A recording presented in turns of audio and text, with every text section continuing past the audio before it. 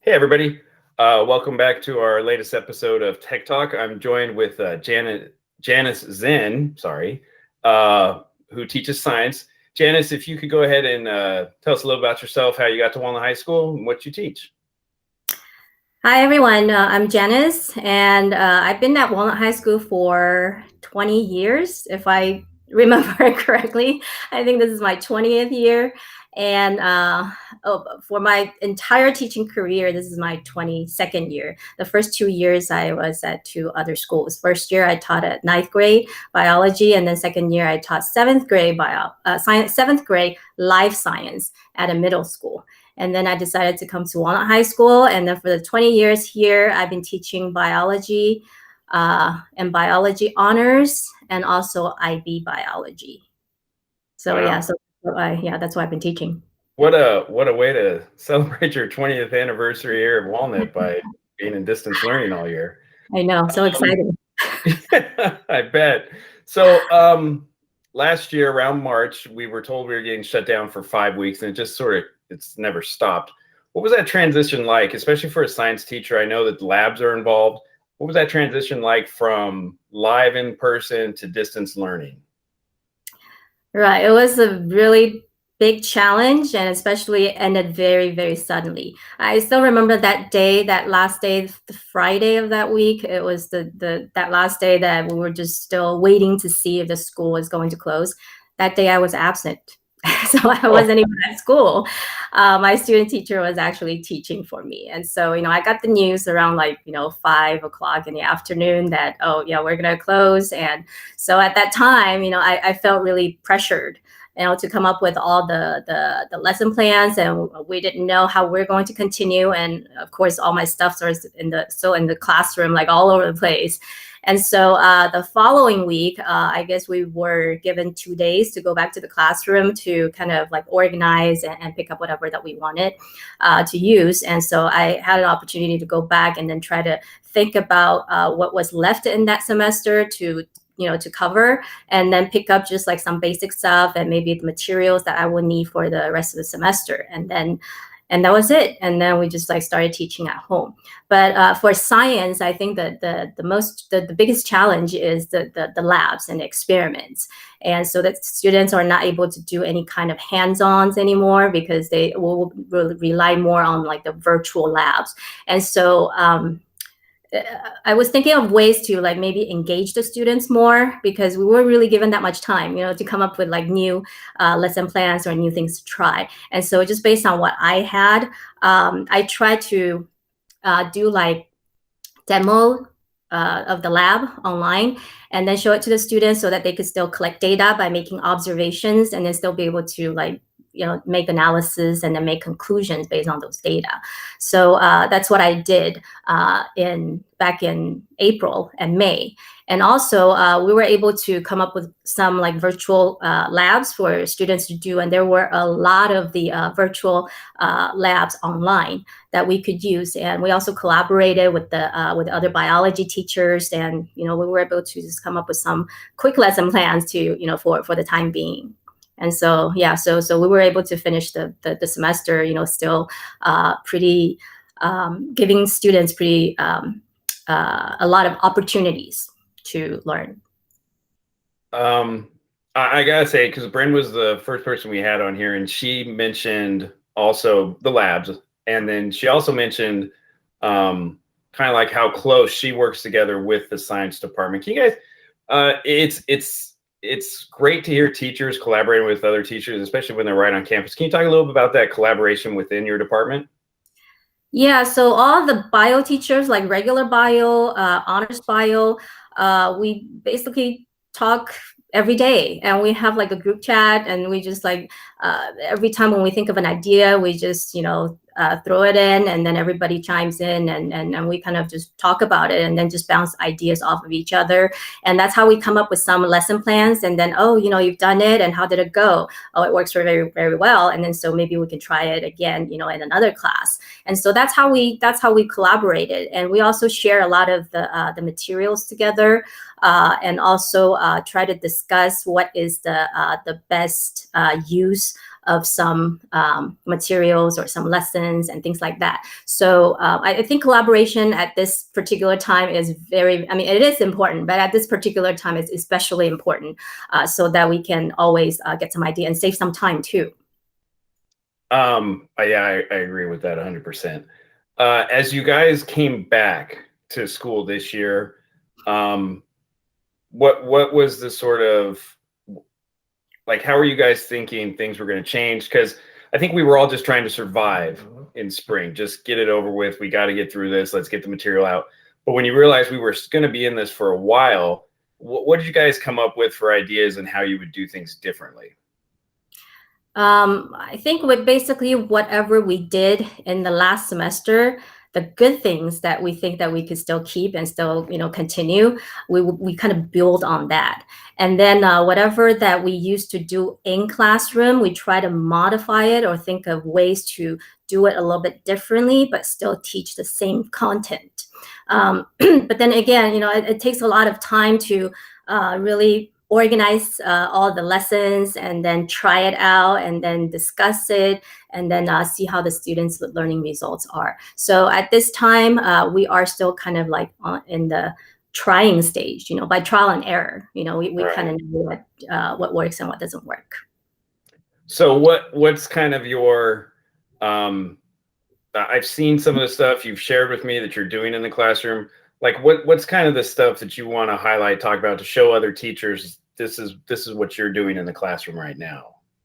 Well, I've watched many episodes of your Tech Talk and I've heard like teachers talk about all these great things. And I'm also trying like some of them. And the ones that I use a lot are the ones that most teachers are also using, like EdPuzzle, like PearDeck, Flipgrid. These are all very good interactive tools that we can use. And I'm also some of them I'm using them like on a daily basis. But in addition to those, I also try to come up with like new ways of teaching the material or reviewing with the students. So like, for example, like the review games that I play with students, like before a test, I try Jeopardy online. I also try playing like escape rooms online with them to review the materials.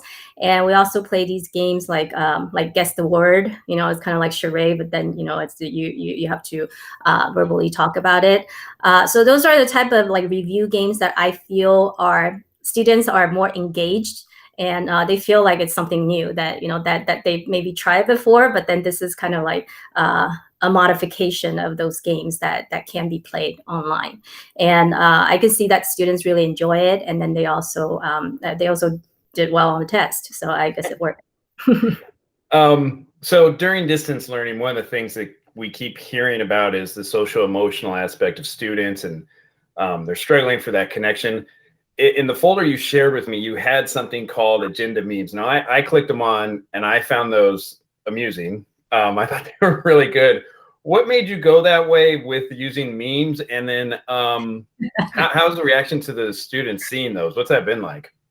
Right. So then when students come to class, they feel like, oh, it's just another class, and so sometimes I just like to put that in like in the beginning of class, like in my agenda slide, and then just to show them, just to kind of like, give them like a kind of like a lighter atmosphere that, oh yeah, we're going to talk about something fun today. And so, when they see that, their eyes open up, and I could see that even though they're all muted, I could still see them like, kind of like smiling, and then, and think that it's funny. And so those memes, I just kind of chose from the internet, and then and then I choose the ones that are related to the topics that we're talking about. And so, it kind of like gives them, they remember those better than the lecture slides and videos. And so that's why I think that it's a good way to kind of like help them connect to what we're learning to what they actually know in their language. And so that, they feel like it's not as more of like pressure, but, it is something that could be fun that they are learning. And I actually know this because I had a student from like Hoofprint that interviewed me. And then so we're talking about some questions. And then one of the questions she popped up was, So I heard that your students talk about those memes that you use in your class. Okay, so they talk about it. That means that they really pay attention to those. So yeah, so that I guess that's something that that students really enjoy too. Yeah, I think that's a wonderful idea to sort of get them engaged right away. Yeah. I used to guess when we were coming back. No, I'm not even going to guess anymore. But we're going to eventually come back on campus. You've added a lot to how you teach. What do you think you're going to bring back from distance learning into the classroom? Yeah, so a lot of the things that we're doing now is just strictly online or, like in distance learning. But I really would like to keep using the majority of the tools that we're using right now. And most of them don't really require like a Chromebook or a laptop to use. I mean, they could just take out their phone and they could just very easily use their phone as to log in. And so I plan to use, like, for example, like PearDeck. I think that's a great like opening activity or like warm up, so that I could still continue to use that. They can just use their phones to log in and still answer the questions, and still keep that interactive piece still in the classroom. And then also some of the like the Google features that I didn't really get to learn before. I learned a lot from our Google Suite, and I think that one of the things that I really like about Google is the using the Google Slides, using the Jamboard, and those are also really, I mean, I think that it's fun. Sometimes I'm just sitting there and watching the students go through the slides and go through the Jamboard, and they're like, their names just move with them. It's actually pretty satisfying when I'm seeing them like, being engaged and then moving around and trying to find all the content.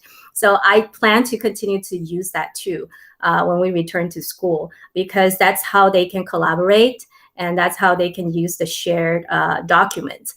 And another thing that I really like that I first learned in this semester is Kami.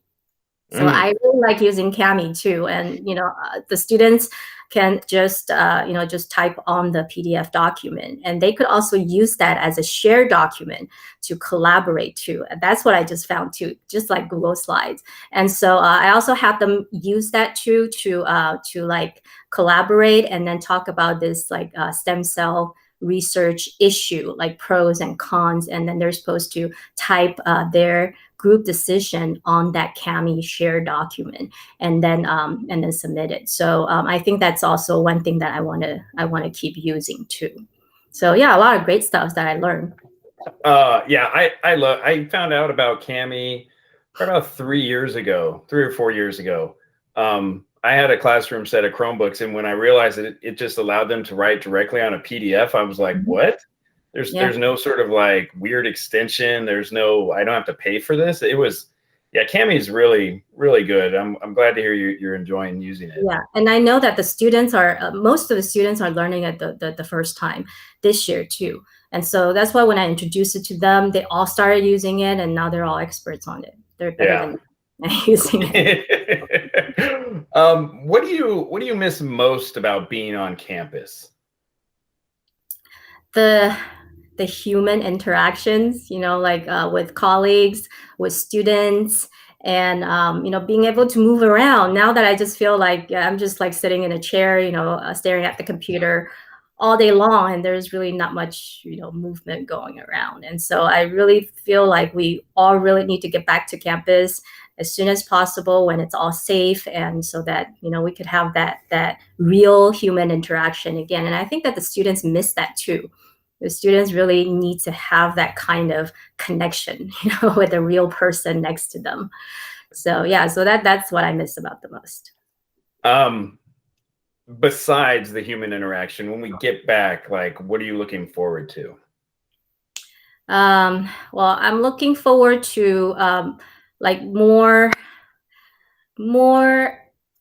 collaboration with other teachers, because there are still a lot of like good things that we would really like to try and that we didn't really get to try. And also the things that we kind of tried but failed. I want to try that again, maybe in person, in a classroom setting, and see if it will work. And so, yeah, so that's something that I'm looking forward to, is to bring like all these things that we learn during distance learning, and then see how we can apply it or to make it even better, since now that we can be together as a big group. Okay, so last question. This is sort of the getting to know you question. The surprise question. It's a surprise question. But what is your favorite flavor of ice cream? Flavor of ice cream.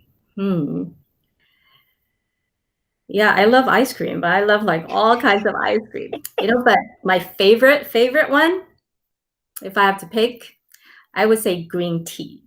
Oh, wow. Yeah, that's kind of like a rare one, but yeah, I like green tea ice cream, especially the ones that has like very, very strong tea flavor. Yeah, because I traveled to Japan before, and I tasted the real authentic like green tea ice cream, and it's really, really good.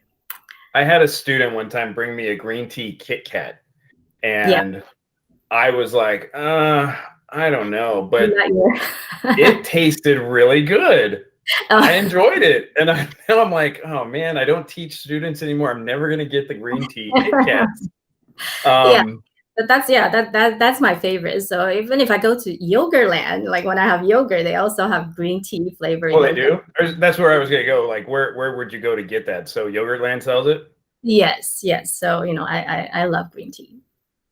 Good. Well, Janice, we really appreciate you coming on. Wealth of information you shared with us. So I really appreciate it for taking time out and seeing, what you have to share. Thank you for everybody watching, and we'll see you next time. See ya. Thank you. Bye-bye.